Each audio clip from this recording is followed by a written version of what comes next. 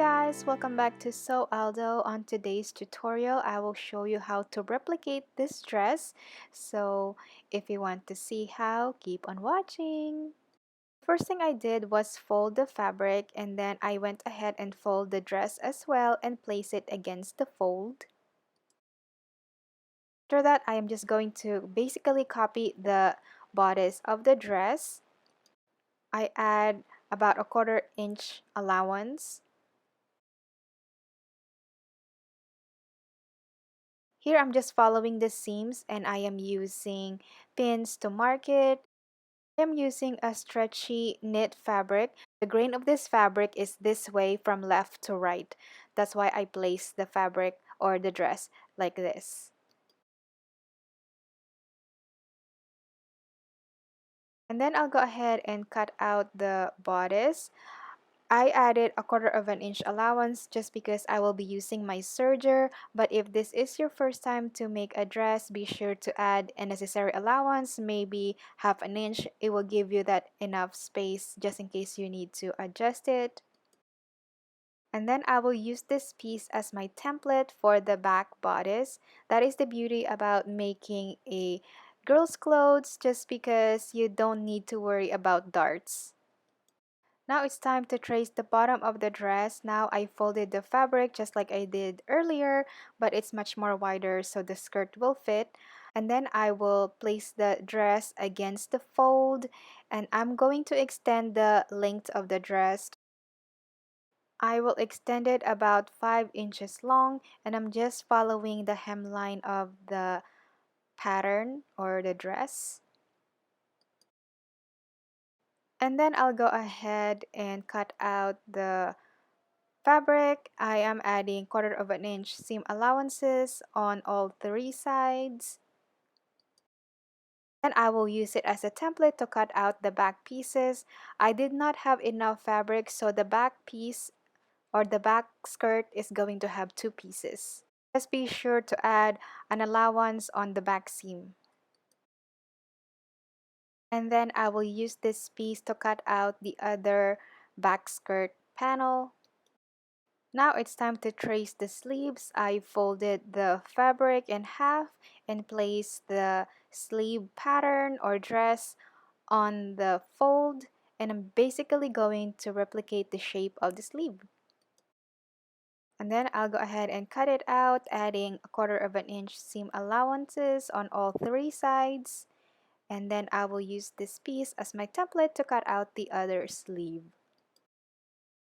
It's time to sew the back skirt pieces, so I match the back seams and I'm going to serge it from here all the way down.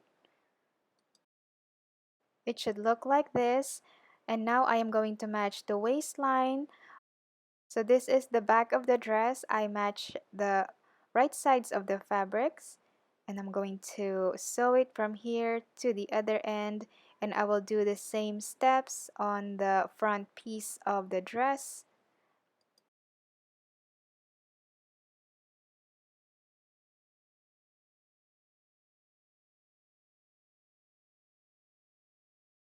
Now it's time to join the shoulder seams.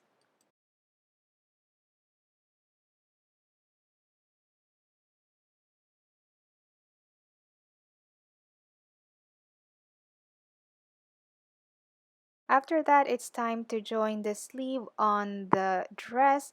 So I open the fabric like this, and I match the center fold of the sleeve and place it on the shoulder seam, and then I'll go ahead and pin the sleeve in place.